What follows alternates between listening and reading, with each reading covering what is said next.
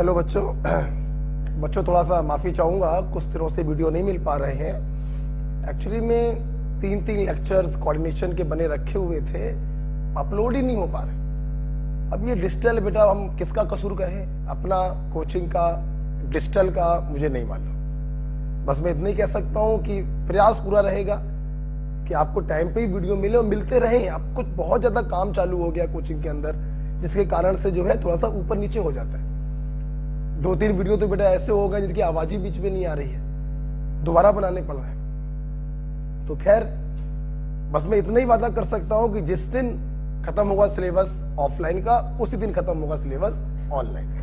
हो सकता है 1-2 दिन लेक्चर नहीं मिल पाते हैं, तो मैं अगले दिन 2-2 लेक्चर आपको अपलोड करा देता हूं, ठीक है बेटा। तो उसको अदरवाइज मत लीजिए और सहयोग करिए और खूब मेहनत से पढ़ाई करिए, दैट्स इट। सॉल्यूशन में हम लोगों ने चारों कॉलिगेटिव प्रॉपर्टी पढ़ ली थी। मैं आपको एक बार बताना चाहूंगा। पहली कॉलिगेटिव प्रॉपर्टी पढ़ी थी osmotic pressure, PV equal to nRT या pi is equal to CST।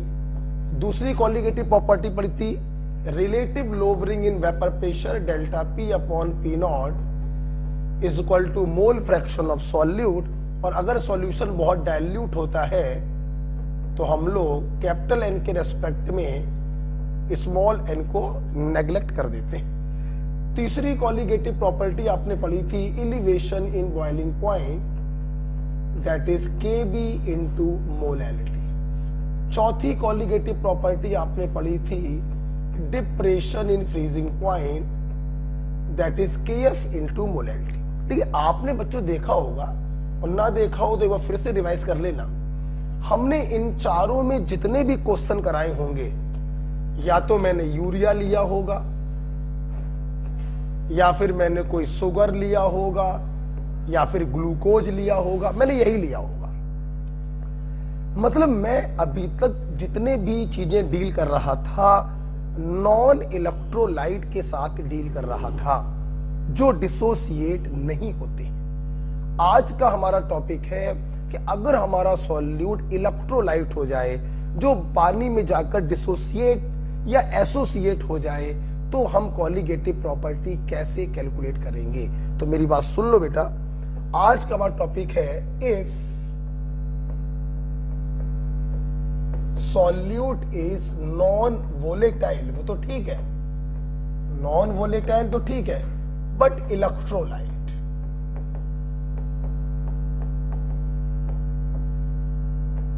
But electrolyte.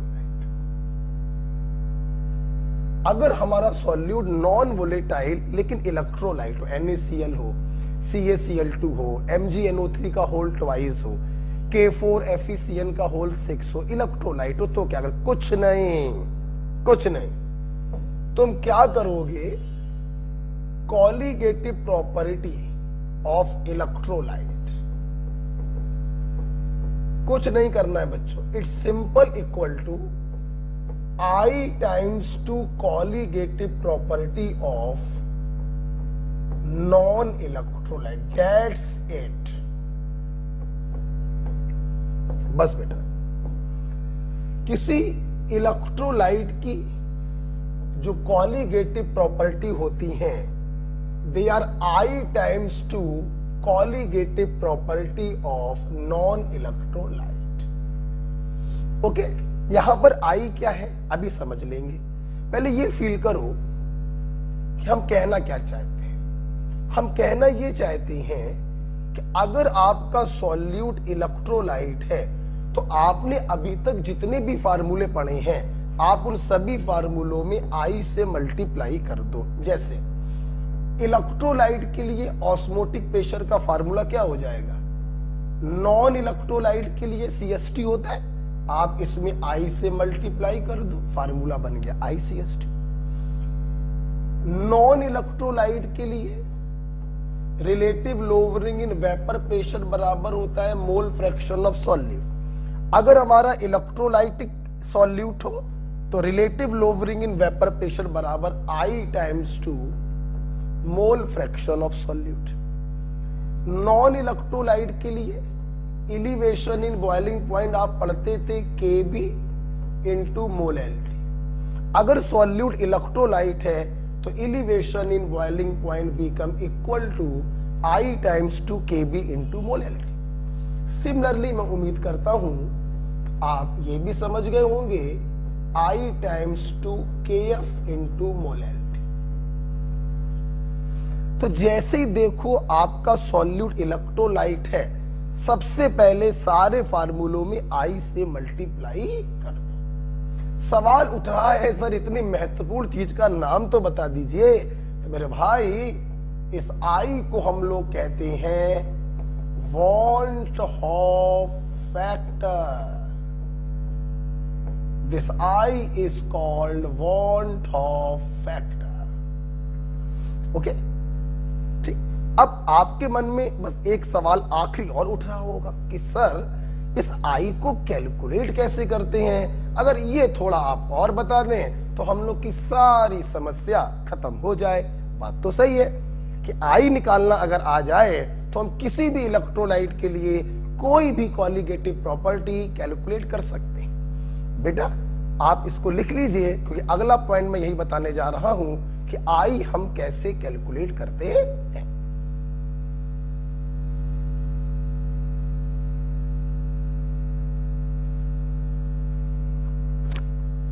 इसको लिख लो, बस थोड़ा सा है। I हम कैसे कैलकुलेट करते हैं। बच्चों विश्वास रखिएगा, एक भी सवाल ऐसा नहीं होगा नीट 2021 में जो आप कर ना पाए। फेथ ऑन मी, कुछ गलत नहीं होगा। नोट्स बस अच्छे से तैयार करिएगा और न्यूमेरिकल क्लास जो मॉर्निंग में चल रही है, अगर हो सके आप कर सकें तो आप मेरा साथ दीजिए और मॉर्निंग में क्लास कर सकते हैं। नहीं आ पा रहे हैं कानपुर, कोई बात नहीं, आप काम करते रहिए। बस आपको मालूम है कि भाई आज सर ने ये रिवाइज करने को दिया था, इसके सवाल लगाने को दिए थे, आप उसके सवाल घर पे लगा लीजिए, क्या दिक्कत है। कोई डाउट है मुझसे पूछ लीजिए, है ना। आइए बेटा, अब मैं आपको बताना चाहता हूं इस I को कैलकुलेट कैसे करते हैं। सुनना, इलेक्ट्रोलाइट बच्चों दो प्रकार के होते हैं। एक NaCl टाइप के इलेक्ट्रोलाइट होते हैं जो बर्तन में जाके टूट जाते हैं, Na+Cl-, मतलब आयनों की संख्या को बढ़ा देते हैं। और कुछ इलेक्ट्रोलाइट होते हैं एसिटिक एसिड जैसे, जो नॉन पोलर सॉल्वेंट में जाके एसोसिएट हो जाते हैं। CH3COOH आपने बेंजीन में डाला तो ये बदल गया CH3COOH का होल ट्वाइस, मतलब इनके बहुत सारे मॉलिक्यूल जुड़ गए, एसोसिएट हो गए, नंबर ऑफ पार्टिकल घट गए। तो इलेक्ट्रोलाइट भी दो प्रकार के, जो जाके टूट जाए, डिसोसिएट हो जाए, आयनों को बढ़ा दे, या जो एसोसिएट हो जाए, जुड़ जाए और आयनों को घटा दे। तो आइए हम देखेंगे सबसे पहले I की वैल्यू फॉर डिसोसिएशन।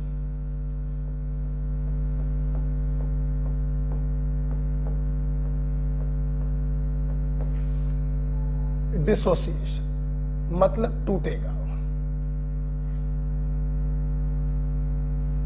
डिसोसिएशन के लिए हम I की वैल्यू कैसे निकालते हैं, तो अब दो केस बनते हैं। इफ 100% डिसोसिएशन, अगर वो 100% टूट रहा हो, और दूसरा इफ α% डिसोसिएशन। तो समझिएगा, जैसे मैंने बोला कोई एक पार्टिकल है, कोई इलेक्ट्रोलाइट है, और ये बर्तन में जाके टूट गया, और इसके एक पार्टिकल ने टूट कर n पार्टिकल पैदा किए, तो पार्टिकलों की संख्या बढ़ रही है ना, मतलब ये आयनों की संख्या को बढ़ा रहा है। ये इलेक्ट्रोलाइट है, डिसोसिएट हो रहा है। तो यहां पर बच्चों अगर ये 100% डिसोसिएट होगा तो I की वैल्यू n की वैल्यू के बराबर हो। That's it. एक पार्टिकल टूटकर जितने पार्टिकल देता है मैं उसे n बोल रहा हूं। अगर ये डिसोसिएशन 100% है तो I की वैल्यू n के बराबर होती है। ओके, जैसे देखो बेटा, मैंने बोला NaCl, फील करो, NaCl का एक पार्टिकल टूटकर दो पार्टिकल पैदा करेगा, एक Na+, एक Cl-। तो n की वैल्यू 2, अगर n की वैल्यू 2 तो I की वैल्यू 2। ठीक, मैंने आपको दिया CaCl2, इसका एक पार्टिकल टूटकर एक कैल्शियम देगा, 2 क्लोराइड देगा, तो 1 2 3, N की वैल्यू 3, तो I की वैल्यू भी 3, राइट। फॉर एग्जाम्पल K4FeCN का होल 6, ये कॉम्प्लेक्स कंपाउंड है। आप लोग अभी कोऑर्डिनेशन पढ़ेंगे, आज ही आपको लेक्चर मिल जाएगा या कल मिल जाएगा। तो बड़े ब्रैकेट के अंदर जो माल पानी होता है ये डिसोसिएट नहीं करता है, जो बाहर होता है सिर्फ वही डिसोसिएट करता है। तो जब ये टूटेगा तो 4 पोटेशियम आयन मिलेगा और एक ये ब्रैकेट वाला आयन मिलेगा, तो कुल कितने आयन मिलेंगे? 5। N की वैल्यू 5, तो I की वैल्यू भी क्या होगी बेटा? 5। ठीक, दूसरा बेटा केस बनता है अगर ये अल्फा परसेंट टूटे। अब कोई मॉलिक्यूल AN है 1 पार्टिकल, और अब की बार ये 100% नहीं टूट रहा, अल्फा परसेंट टूटकर N पार्टिकल पैदा कर रहा। N का मतलब अभी भी वही है, एक पार्टिकल के टूटने से जितने आयन मिलते हैं उसे मैं N कह रहा हूं। तो यहां पर I कैसे निकालते हैं? देखिए, डिग्री ऑफ डिसोसिएशन बराबर I-1 अपॉन N-1। आप इस फार्मूले का इस्तेमाल करेंगे। अल्फा बराबर I-1 अपॉन N-1, ठीक है। जैसे मैंने बोला, फॉर एग्जाम्पल हम CaCl2 को लेके चलते हैं। जब 100% टूट रहा था तो I की वैल्यू N के बराबर आई। आओ देखते हैं, मान लो मैंने बोला CaCl2 इज 80% डिसोसिएटेड, तो आपको एक फीलिंग आ जाएगी कि अब I की वैल्यू 3 के बराबर नहीं आएगी। I की वैल्यू 3 के बराबर तब आई जब ये 100% टूटा। अगर उससे कुछ कम टूटेगा तो I की वैल्यू 3 से तो कुछ कम होगी। मैं प्रूफ करके दिखा रहा हूं। अल्फा की जगह क्या रखेंगे? 80% का साइन हटाने के लिए 100 से डिवाइड, I निकालना है -1। N की वैल्यू, एक पार्टिकल के टूटने से 3 पार्टिकल मिलेंगे तो रखेंगे 3। ठीक है, आप सॉल्व करो बेटा, कितना आएगा? 1 2 0.8 आ जाएगा, 0.8 इंटू 2 1.6 में 1 प्लस करो 2.6। तो आप देखिए यहां से I की वैल्यू आ गई 2.6। हमें पहले से ही मालूम था कि I की वैल्यू अब 3 के बराबर नहीं आएगी। 3 के बराबर तो तब आई जब ये टूटा था 100%। अगर कम टूटेगा तो I की वैल्यू N से कुछ कम हो जाएगी 2.6। तो ये बहुत ही अच्छी चीज मैंने आपको बताई है। अगर डिसोसिएशन हो रहा है, पार्टिकलों की संख्या बढ़ रही है, 100% टूटेगा तो I की वैल्यू N के बराबर हो जाएगी, और अगर अल्फा परसेंट टूटेगा तो इस फार्मूले से निकालें। और यहां से एक पॉइंट ये भी क्लियर हो रहा है कि जब डिसोसिएशन होगा तो I की वैल्यू आएगी हमेशा 1 से ज्यादा ही, चाहे वो 100% टूटे और चाहे वो अल्फा परसेंट टूटे, आएगी तो 1 से ज्यादा ही। ओके, चल इसको लिख लेंगे।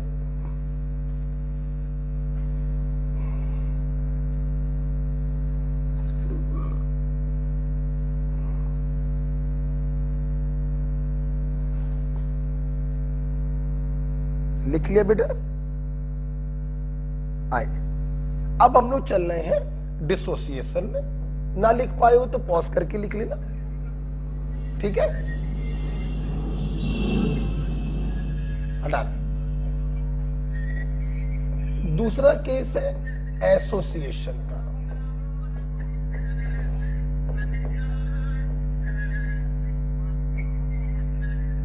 ठीक है, यहां पर भी 2 केस। बेटा पीने वाला पानी तो दे जाओ बेटा। ठीक है, देखो एसोसिएशन में अगेन यहां पर भी 2 केस बनेंगे। इफ 100% एसोसिएशन, और दूसरा केस बनेगा इफ अल्फा परसेंट एसोसिएशन। ठीक है, एसोसिएशन का मतलब डिसोसिएशन का उल्टा।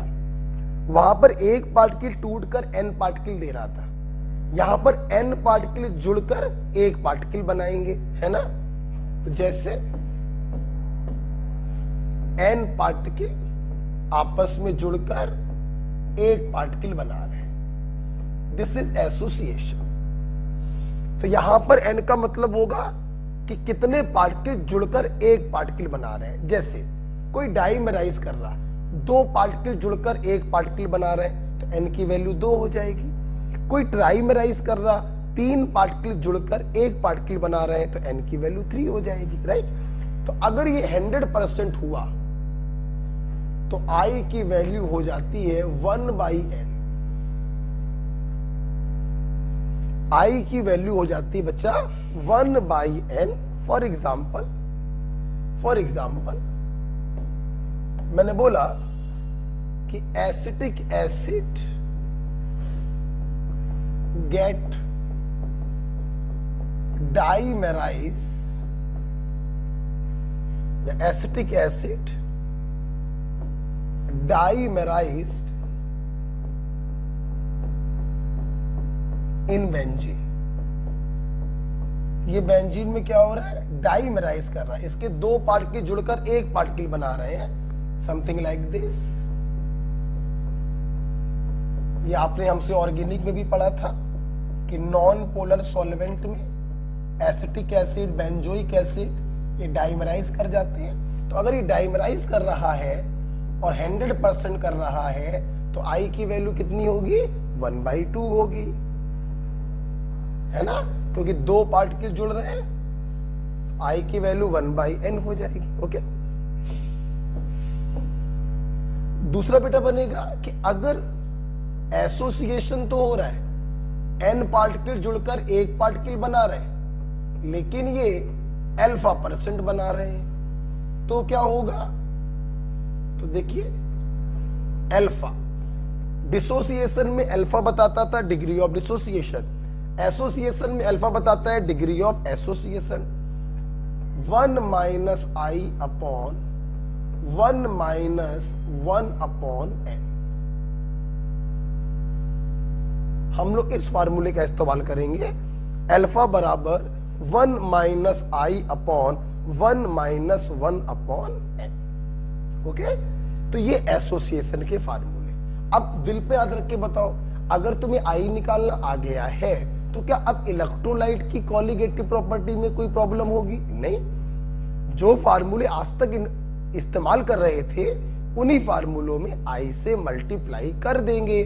I निकालना तुमको आ ही गया है, अब कोई प्रॉब्लम है ही नहीं। ठीक है, इसको भी लिख लो। और इसके बाद हम लोग क्वेश्चन करेंगे। ठीक है,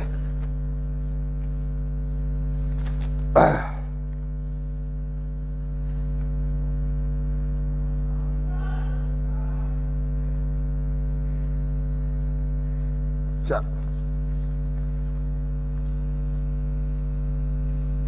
लिख लो इसको, फिर हम लोग क्वेश्चन करते हैं इसके ऊपर। ठीक है, आई पॉज करके लिख लेना। तो अब हम लोग आइए देखते हैं अपने क्वेश्चंस के द्वारा कि आई इसको वांट ऑफ फैक्टर कहते हैं, इसको हम कैसे अच्छा एक बार बच्चों और, डिसोसिएशन में आई की वैल्यू हमेशा एक से ज्यादा, तो एसोसिएशन में आई की वैल्यू हमेशा एक से कम। 100% टूटेगा तो भी देखो एक से कम आएगी, और α% जुड़ेगा तो भी एक से कम आएगी। ठीक है, अब आइए हम लोग सवाल करते हैं। आप देखिएगा मैं कैसे कर रहा हूं question. If डेसीमोलर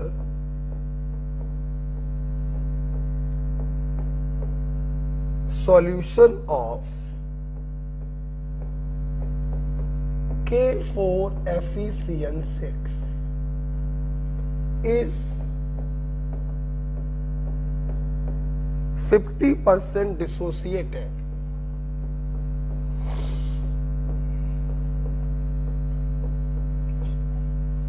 at 27 degrees Celsius, calculate it's osmotic pressure. ठीक है, देखिए बहुत ही सबसे पहले आप ध्यान दीजिए कि हमने आपको जो सॉल्यूट दिया है पोटेशियम फेरोसाइनाइड, ये एक इलेक्ट्रोलाइट है और इसके लिए आपको ऑस्मोटिक प्रेशर निकालना है। तो सबसे पहला काम आपका होना चाहिए कि आपने अपने फार्मूले में I से मल्टीप्लाई कर दिया। चलो भाई, एक काम खत्म हो गया। अब अगर मेरे को I मिल जाए तो मेरा काम हो जाए, समझना। C आपको दिया है डेसी मोलर, मोलैरिटी 1/10 यहां रख दे। S की वैल्यू 0.0821, टेम्परेचर दिया है 27 डिग्री सेल्सियस, 273 जोड़ दो केल्विन में आ जाएगा। तो I अगर पता चल जाए तो पाई आ जाएगा। अब I कैसे निकालें, आप देखिए ये 50% टूट रहा है, तो आपने लगाया फार्मूला अल्फा बराबर I-1 अपॉन n-1। 50% का मतलब 100 से डिवाइड करेंगे, I आपको निकालना है। n की वैल्यू क्या होती है, एक पार्टिकल के टूटने से जितने पार्टिकल आपको मिलते हैं। 4 पोटेशियम, एक बिग ब्रैकेट, 5 आयन मिलेंगे, n की जगह 5 आएगा। तो 5 में 1 गया 4, 4 पंचे 20, 200, 2 और 1 3, तो I की वैल्यू आ गई 3। I की इस वैल्यू को हमने यहां पर सब्स्टिट्यूट किया। कंसंट्रेशन 1/10 है, R की वैल्यू 0.0821 रख रहे हैं, तो पाई आपका एटमॉस्फेयर में आएगा। T आपने रखा 300, राइट। आप इसको सॉल्व कर लीजिएगा, कहिए तो मैं सॉल्व कर दूं, तो इसकी वैल्यू आ जाएगी बेटा 3 इंटू 300 इंटू 0.0821 ऑब्लिक 10, 7.38 आ रही है, तो आंसर आ जाएगा 7.4 एटमॉस्फेयर। है कि नहीं आसान, बताओ जल्दी से। बहुत ही सिंपल होता है, इलेक्ट्रोलाइट से कोई फर्क नहीं पड़ता यार। बस तुम्हें अगर I की वैल्यू निकालनी आ गई है ना, तो jैसे आप अभी तक क्वेश्चन कर रहे थे वैसे अभी भी करें, बस I का मल्टीप्लाई हो जाएगा, दैट्स इट। ओके, चलिए नेक्स्ट क्वेश्चन, आप इसको लिख लो।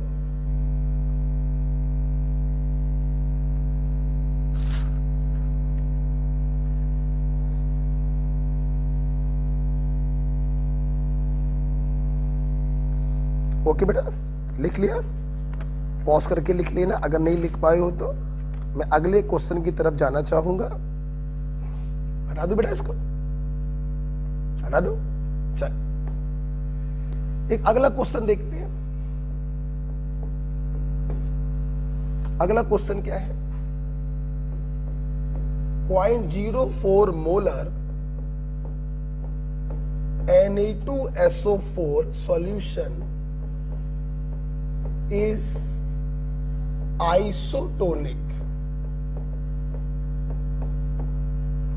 to 0.1 molar glucose solution. Full stop. Calculate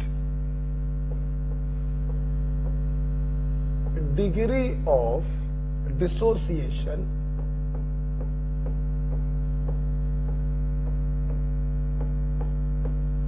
of Na2SO4.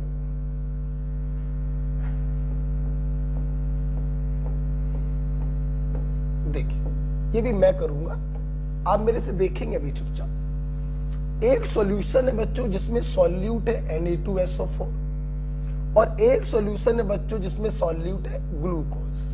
मतलब एक का सॉल्यूट इलेक्ट्रोलाइट है, दूसरे का सॉल्यूट नॉन इलेक्ट्रोलाइट है। और लकली इन्होंने बोला ये दोनों के दोनों आइसोटोनिक हैं, तो इसका मतलब ये हुआ कि सोडियम सल्फेट वाला जो सॉल्यूशन है और जो ग्लूकोज वाला सॉल्यूशन है, इन दोनों के ऑस्मोटिक प्रेशर आपस में क्या होंगे, बराबर होंगे। ठीक, अब सोचना जरा, इसके ऑस्मोटिक प्रेशर में जब फार्मूला लगाओगे तो ICST लगाओगे, कंसंट्रेशन C1 कर दी, और इसके लिए जो फॉर्मूला लगाओगे तो CST लगाओगे, कंसंट्रेशन C2 कर दी। S भी कांस्टेंट है, T भी कांस्टेंट है, तो ये दोनों कांस्टेंट कैंसल हो गए। तो यहां से Na2SO4 का I आ गया। C2 मतलब ग्लूकोज की कंसंट्रेशन 0.1 दी गई है, और C1 मतलब Na2SO4 की कंसंट्रेशन 0.04 दी गई है। ये कितना आएगा? 2.5। बेटा जब I की वैल्यू आ जाती है तो अल्फा की वैल्यू निकालना तो चुटकी बजाने बराबर है। अल्फा बराबर, मैं डायरेक्ट रख रहा हूं वैल्यू, n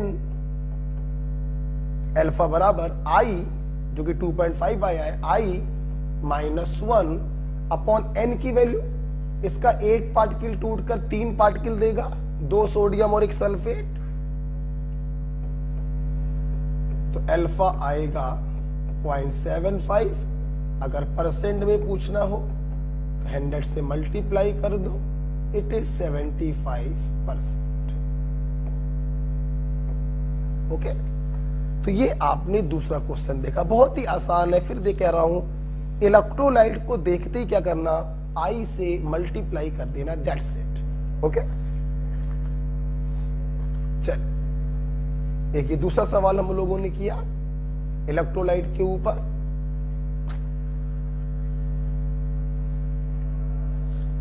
लिख लो,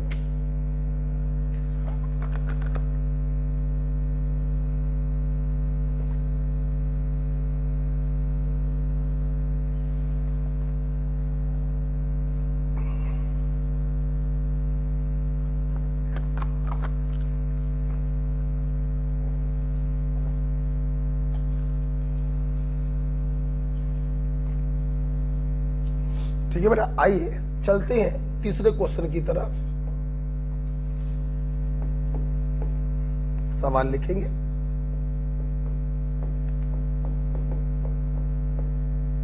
the freezing point of benzene, मतलब ये सॉल्वेंट है, louvers by 0.45 degree Celsius when 0.2 gram acetic acid is dissolved in या added to 20 gram benzene.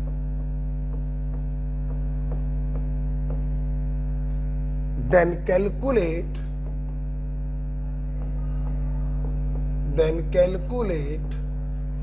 percent association.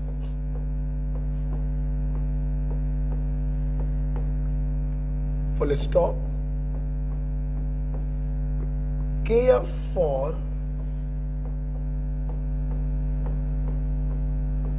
benzene is 5.12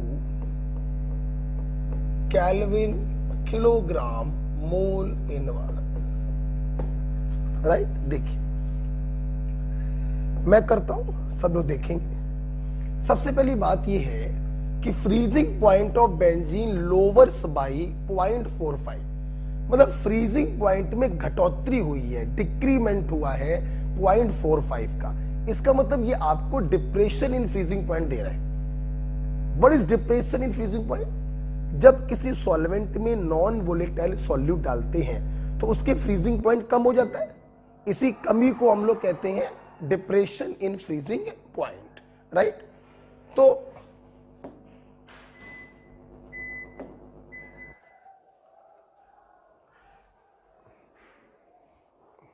बच्चों लाइट चली गई है, 1 मिनट रुक जाइए जरा।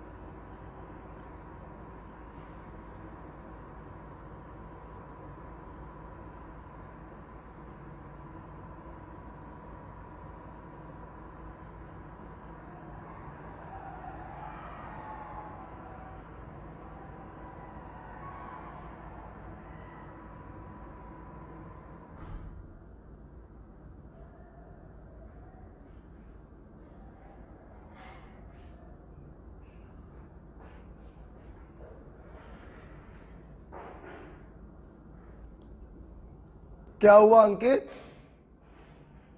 अंकित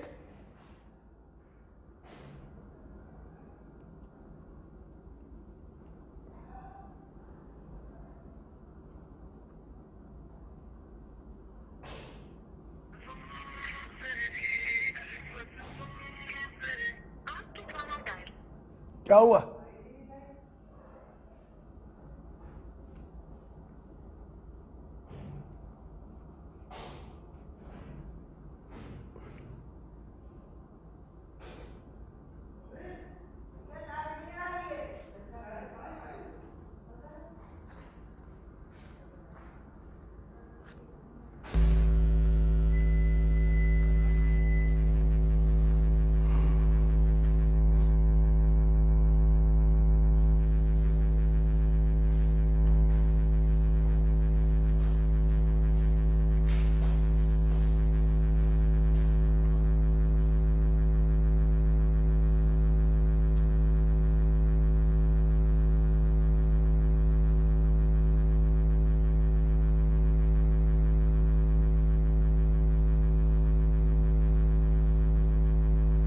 आगरा वाले के यहाँ से पनीर ले आना, ठीक है? 100 ग्राम आगरा वाले के यहाँ से, और कहीं से नहीं लाओगे।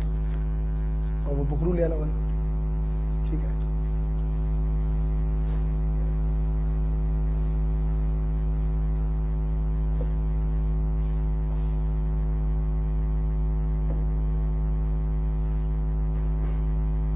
ओके बच्चों, ये देखें लाइट चली गई थी बीच में।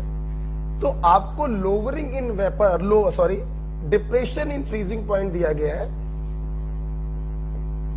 डेल्टा टीएफ आपको दिया गया है 0.45 डिग्री सेल्सियस, राइट? ये डिप्रेशन कब हो रहा है? ये डिप्रेशन हुआ बेटा सुमित सुमित सुमित अरे अंकित, सुमित, यार तुम लोग को सुनाई नहीं पड़ता यार? क्या यार, सामने खड़े हो यार, देखो चल रहा है कि नहीं चल रहा, देखो पहले चेक कर लो एक बार, चल रहा है, रिकॉर्ड हो रहा है? अच्छा चलो बेटा कोई नहीं, ठीक है। अच्छा, ये डिप्रेशन बेटा कब हो रहा है? जब आपने 0.2 ग्राम इस एसिटिक एसिड को 0.2 ग्राम इस एसिटिक एसिड को डिसॉल्व किया है 20 ग्राम बेंजीन में।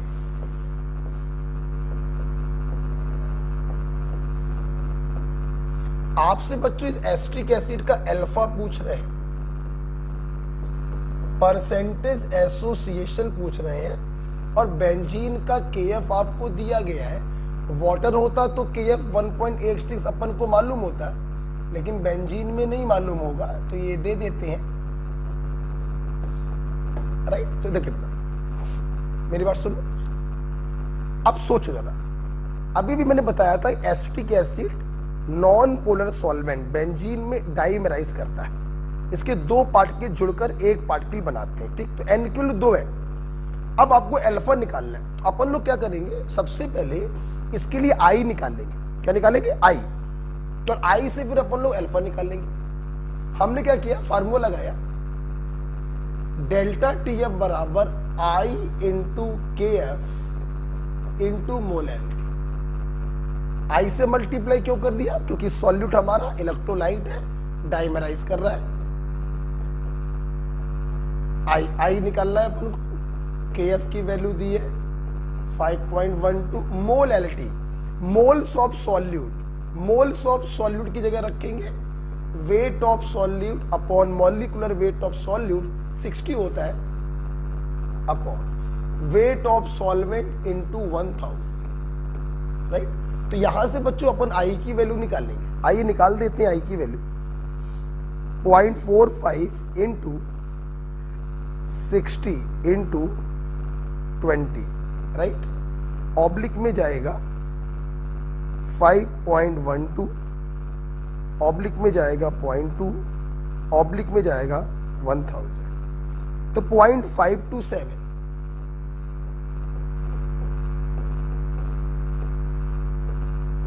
ये आई की वैल्यू है। हम लोगों से आई नहीं, हम लोगों से अल्फा पूछा गया, तो अल्फा बराबर 1 minus i upon 1 minus 1 upon n. N का मतलब जितने पार्टिकल जुड़कर एक पार्टिकल बना रहे हैं, ये डाइमराइज करता है, एन की जगह 2 रखेंगे। आइए सॉल्व कर लेते हैं। -1 तो ऊपर आएगा 0.472, इसमें 2 से मल्टीप्लाई हो जाएगा तो 0.94। अल्फा अगर 0.94 है तो 100 से मल्टीप्लाई कर देंगे तो 94%। क्लियर? तो इस प्रकार से 94% एसोसिएशन होगा। This is your answer. एक बार फिर भी कैलकुलेशन देख लीजिएगा, थोड़ा जल्दी जल्दी मैंने किया है, ठीक है। 60 होता है, 12 और 3 15, 15 और 1 16, 16 में 44 जोड़ दे, 60 होता है, ठीक है। फिर भी एक बार आपको सवाल समझ में आया? हमने डेल्टा टीएफ की हेल्प से आई निकाला और फिर आई की हेल्प से हमने अल्फा निकाला। ओके, तो इस प्रकार से बच्चों हमारा सॉल्यूशन वाला जो चैप्टर है वो पूरी तरीके से खत्म होता है। आप इसके सारे क्वेश्चन शीट से लगा सकते हैं। एक छोटा सा टॉपिक आपकी एनसीईआरटी में और दिया है, तो आइए उसको भी देख लेते हैं। ये खत्म होता है बेटा, ठीक है। एक बड़ा छोटा सा टॉपिक एनसीईआरटी में और दिया गया है, that is Henry law.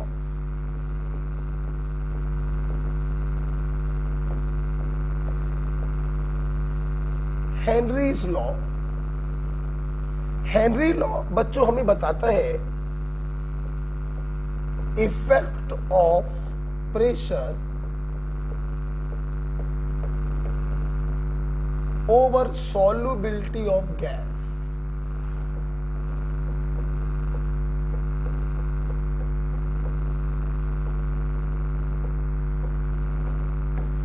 Effect of pressure over solubility of gas. किसी गैस को जब हम किसी सॉल्वेंट में डिजोल्व करते हैं तो उसके ऊपर प्रेशर के प्रभाव को हमें बताता है आपका हेनरीज लॉ। आइए इसको समझते हैं। जैसे मान लीजिए ये कोई सॉल्वेंट है,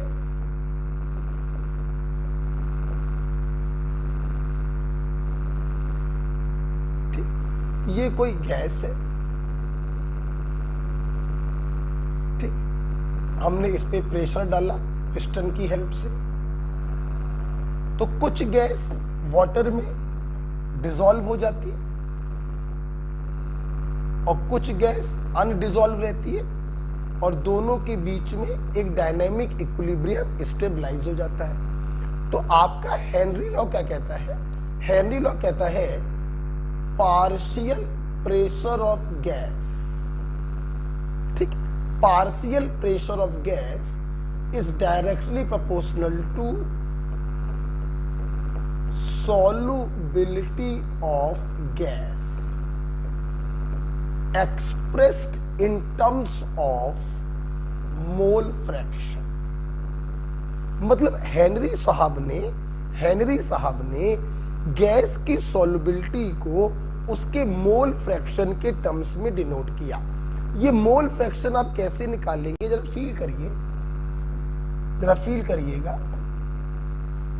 माना जब गैस डिसॉल्व हो गई, जो डिसॉल्व गैस है उसके मोल n है और जिस सॉल्वेंट में डिसॉल्व है उसके मोल कैपिटल N है, तो of course mole fraction of gas क्या होगा? उसके मोल अपॉन टोटल मोल। बच्चों गैस की सॉल्युबिलिटी इतनी कम होती है कि कैपिटल N के सामने हम लोग स्मॉल n को 0 मान लेते हैं। क्या मान लेते हैं? 0। तो जब भी आप मोल फ्रैक्शन ऑफ गैस रखेंगे तो small n upon capital N ही रखिएगा। हमें इस गैस से कोई मतलब नहीं है, अनडिसॉल्व गैस से कोई मतलब नहीं है, हमें मतलब किससे होता है? डिसॉल्व गैस से। तो एक सॉल्वेंट हो गया जिसके मोल कैपिटल N है, एक गैस हो गई जिसके मोल स्मॉल n है, तो गैस का मोल फ्रैक्शन बराबर उसके मोल बटे टोटल।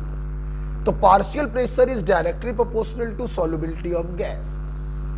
डायरेक्टली प्रोपोर्शनल का आप साइन हटाएंगे तो एक कांस्टेंट लिखेंगे। इसी कांस्टेंट को बच्चों हम लोग कहते हैं हेनरीज कांस्टेंट। ये देखिए, यस बेटा, इसी KH को हम लोग कहते हैं हेनरीज कांस्टेंट। ओके बेटा, आप देख सकते हैं अगर यहां से हम लोग देखें तो मोल फ्रैक्शन तो यूनिटलेस होता है, तो KH का जो यूनिट आ जाता है वो प्रेशर के यूनिट का इनवर्स आता है, एटमॉस्फेयर इनवर्स। तो partial pressure of gas is equal to KH into mole fraction of gas. यहां से बच्चों एक पॉइंट ये भी क्लियर हो रहा है, हमने मोल फ्रैक्शन को सॉल्युबिलिटी बताया है, मतलब KH is inversely proportional to solubility. Clear? KH is inversely proportional to solubility. जिसका हेनरी कांस्टेंट बड़ा होगा उसकी सॉल्युबिलिटी कम होगी, राइट? आप इसको लिख लो। तो Henry law, effect of pressure over solubility of gas, इन्होंने बताया partial pressure of gas is directly proportional to solubility of gas expressed in terms of mole fraction। Directly proportional का साइन हटाएंगे, एक कांस्टेंट लिखेंगे। इसी कांस्टेंट को हम Henrys constant कहते हैं, जिसकी यूनिट होगी एटमॉस्फेयर इनवर्स। ओके,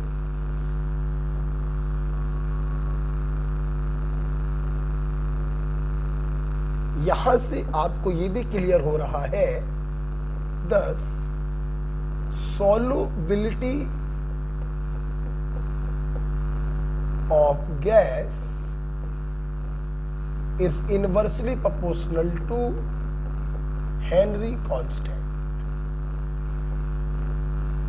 ठीक है, जैसे मान लीजिए मैंने आपसे बोला एक क्वेश्चन बना दे, यहां पर हमारे पास दो गैस है, गैस A, गैस B, और इनके हेनरी कांस्टेंट की वैल्यू है 2 इंटू 10 की पावर -4 और 5 इंटू 10 की पावर -8। ये तो हमने पूछा इनकी सॉल्युबिलिटी का ऑर्डर बताइए।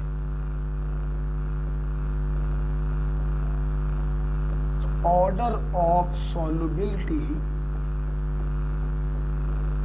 क्या हो जाएगा? जिसका KH बड़ा उसकी सॉल्युबिलिटी कम, तो A की सॉल्युबिलिटी कम होगी B से, A की सॉल्युबिलिटी कम होगी B से। ओके, ये बच्चों एक थ्योरेटिकल क्वेश्चन जो बहुत ही इंपॉर्टेंट होता है, आपके एम्स में भी पूछा जा चुका है, सबसे इंपॉर्टेंट आपके लिए। अब हम लोग इसके ऊपर एक न्यूमेरिकल क्वेश्चन भी देखेंगे NCERT से। आइए जरा देखते हैं, NCERT से एक न्यूमेरिकल क्वेश्चन देखते हैं।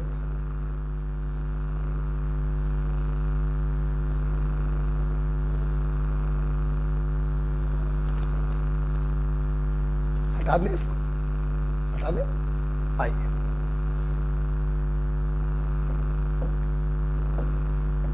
आइए हेनरी लॉ पर हम लोग एक क्वेश्चन देखते हैं, लिखेंगे हेनरीज लॉ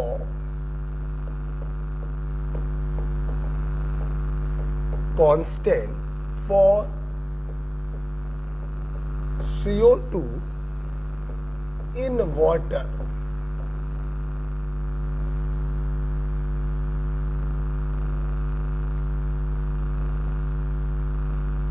बच्चों एक मिनट रुकना जरा,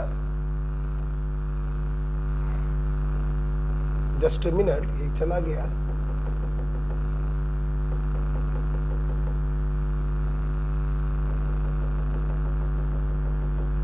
बच्चों इसके पहले जो मैंने सवाल कराया था मैंने KH का यूनिट क्या लिख दिया था, चेक करना, मैं गड़बड़ हो गया। पार्शियल प्रेशर ऑफ गैस बराबर मैंने क्या लिखा था, KH into mole fraction of gas लिखा था ना बेटा। तो यहां पर KH का यूनिट कितना आएगा, एटमॉस्फेयर। जरा एक बार चेक कर लेना, क्या मैंने एटमॉस्फेयर इनवर्स लिख दिया है क्या, वो वापस आ नहीं पाएगा। शायद मैंने एटमॉस्फेयर इनवर्स लिख दिया है, अगर लिख दिया तो सही कर लीजिएगा, वो एटमॉस्फेयर होगा, राइट। और यही गलती से तो क्वेश्चन में भी हो गई है, जो मैंने अभी आपको क्वेश्चन दिया था गैस वाला और KH वाला A B, चेक करिए जरा, मैं थोड़ा कंफ्यूज हो गया। मैंने यहाँ पे क्या लिखा था, एटमॉस्फेयर इनवर्स लिखा था कि एटमॉस्फेयर लिखा था, शायद इनवर्स लिख दिया था। बच्चों सही कर लेना, एटमॉस्फेयर होगा, ध्यान दीजिए ना भाई, ये तो आपका यूनिट लेस है ना, तो हेनरी कांस्टेंट का जो यूनिट होगा वो प्रेशर के यूनिट के बराबर होगा ना। ध्यान नहीं रहा, शायद एटमॉस्फेयर इनवर्स लिख दिया है, तो सर सही कर लीजिए। सबसे पहले KH का यूनिट प्रेशर के यूनिट के बराबर होगा ना, एटमॉस्फेयर होगा। और तो इस सवाल में शायद मैंने एटमॉस्फेयर इनवर्स लिख दिया है, वो एटमॉस्फेयर कर लीजिएगा। तो सॉल्युबिलिटी का ऑर्डर क्या आएगा, जिसका KH बड़ा होगा उसकी सॉल्युबिलिटी छोटी होगी, जिसका KH छोटा होगा उसकी सॉल्युबिलिटी बड़ी। एक बार देख लीजिएगा, मैं उम्मीद करता हूं आप समझ गए होंगे। वो गलती से शायद यहाँ -1 और यहाँ भी -1 लिख गया है, देख लीजिएगा और इसको हटा दीजिएगा। ओके, चलिए अब हम लोग अपने क्वेश्चन पे आते हैं। ठीक है, I Henry's law constant for CO2 in water is 1.67 into 10⁸ pascal at 298 Kelvin, full stop. Calculate the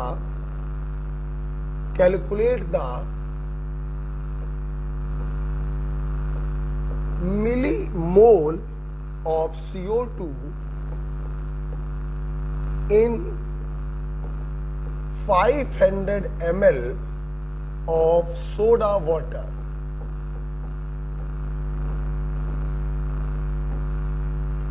When packed under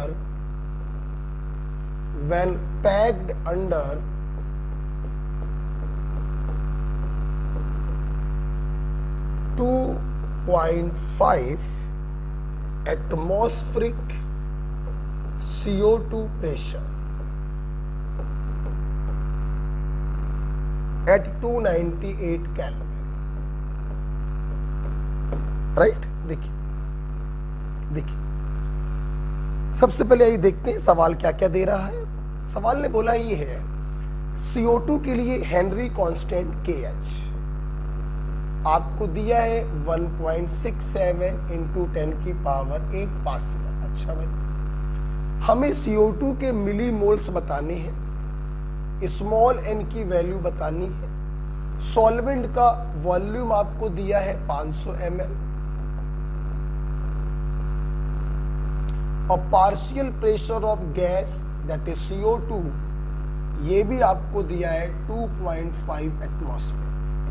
ठीक, देखिए बेटा बहुत ही सिंपल सा क्वेश्चन है, क्वेश्चन में कोई दम नहीं। हमने अपना फार्मूला लगा दिया, पार्शियल प्रेशर ऑफ CO2 बराबर Henrys constant into mole fraction of CO2। देखिए बेटा KH का यूनिट और जो पार्शियल प्रेशर का यूनिट है डिफरेंट है, हमें दोनों को चेंज करना है। 1 एटमॉस्फेयर इक्वल टू 10⁵ पास्कल, तो 2.5 एटमॉस्फेयर में 10⁵ से मल्टीप्लाई कर दें, ये पास्कल में बदल गया,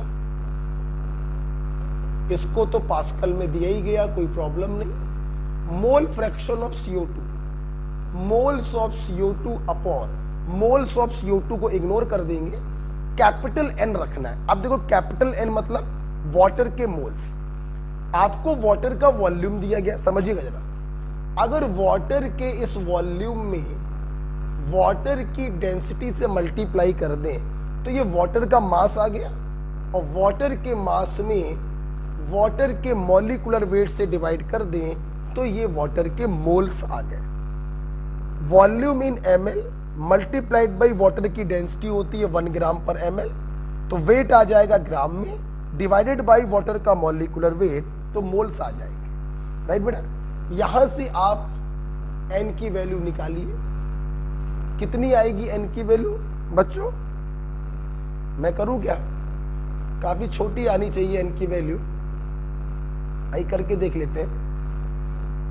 इट इज 2.5 इंटू 500, राइट, यहां चला जाएगा ना, और अपॉन में आ गया 18, अपॉन में आ गया 1.67, राइट, और 3 आएगा तो ये चला जाएगा ऊपर 41.5, है ना। आंसर जरा चेक करें क्या?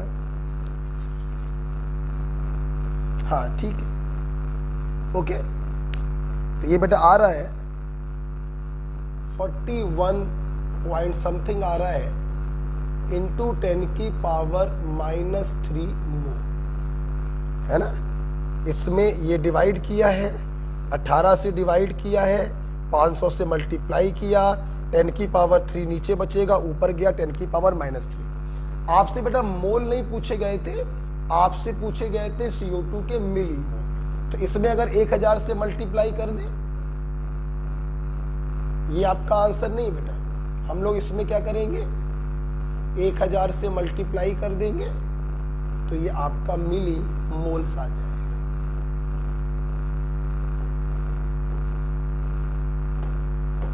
So this is your answer.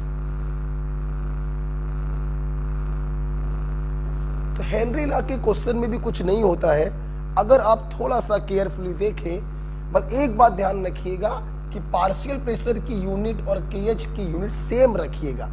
अगर ये पास्कल में है तो इसको या तो पास्कल में बदल लो या फिर इसको एटमॉस्फेयर में बदल लो। ओके, तो इस प्रकार से बच्चों हेनरी लॉ के आपने 2 सवाल देखे, एक थ्योरेटिकल क्वेश्चन देखा जिसका केएच बड़ा उसकी सॉल्युबिलिटी कम, और दूसरा आपने न्यूमेरिकल क्वेश्चन देखा, ये एनसीईआरटी का सवाल था। राइट, आइए हेनरी लॉ में आप इसको लिख लीजिएगा वीडियो को पॉज करके। हेनरी लॉ में एक लास्ट बात बच्चों हम लोग को और देखनी है, लिमिटेशन।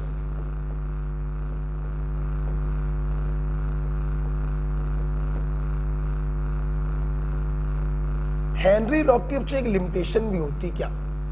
हेनरी लॉ उन गैसों पे नहीं लगता जो सॉल्वेंट में जाकर डिसोसिएट हो जाती है। ओके, नॉट वैलिड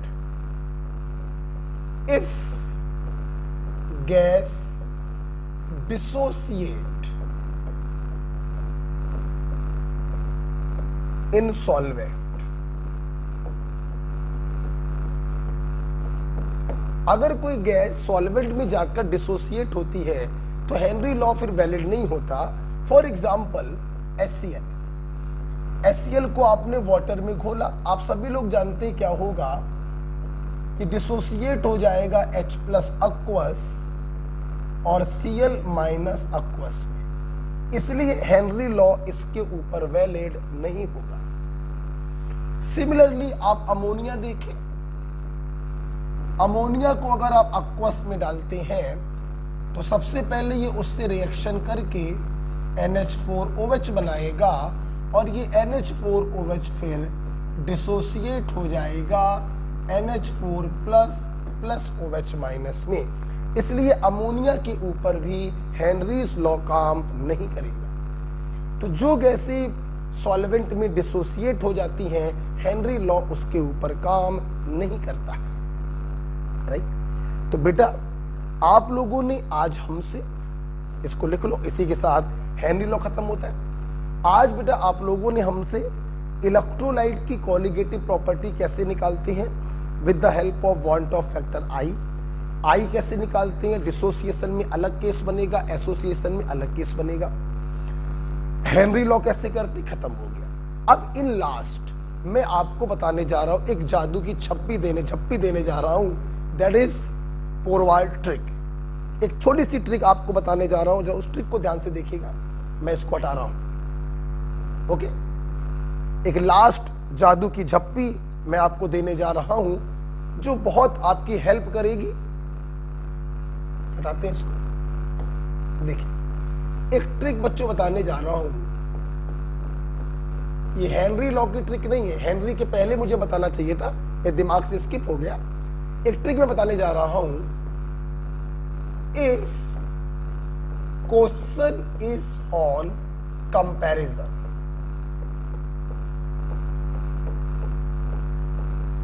सुनना बेटा, आपके एग्जाम में कोई ऐसा क्वेश्चन आ जाए, सुनिएगा, कि आपको 3 सॉल्यूशन दिए गए, आपसे पूछा गया बताओ इन तीनों में सबसे ज्यादा ऑस्मोटिक प्रेशर किसका होगा। एग्जामिनर ने आपसे ऑस्मोटिक प्रेशर की एग्जैक्ट वैल्यू नहीं पूछी, एग्जामिनर ने आपसे ये पूछा किसका ऑस्मोटिक प्रेशर ज्यादा होगा, एक कंपैरिजन करवाया।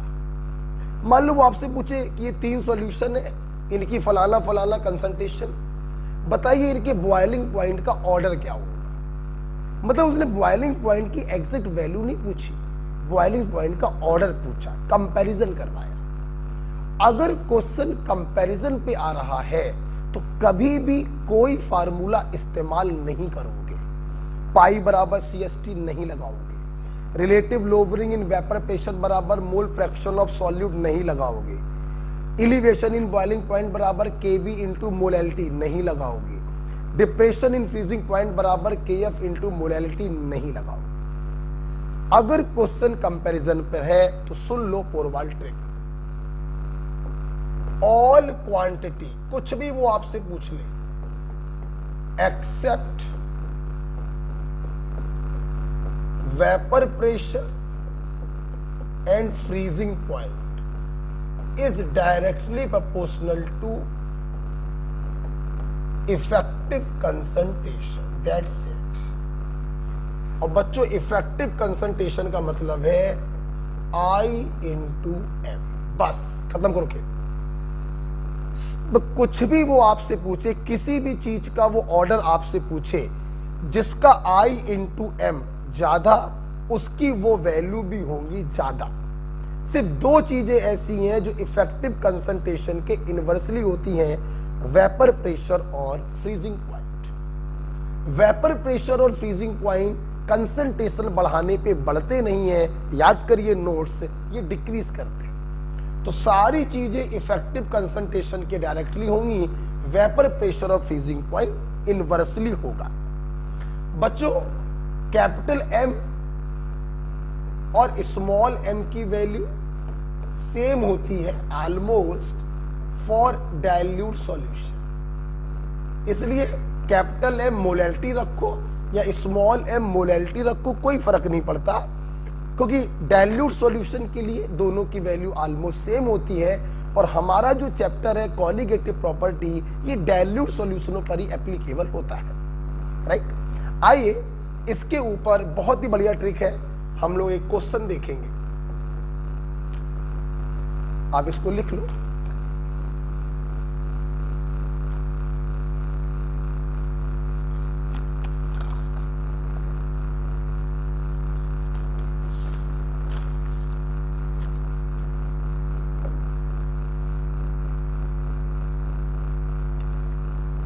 एक क्वेश्चन देखेंगे,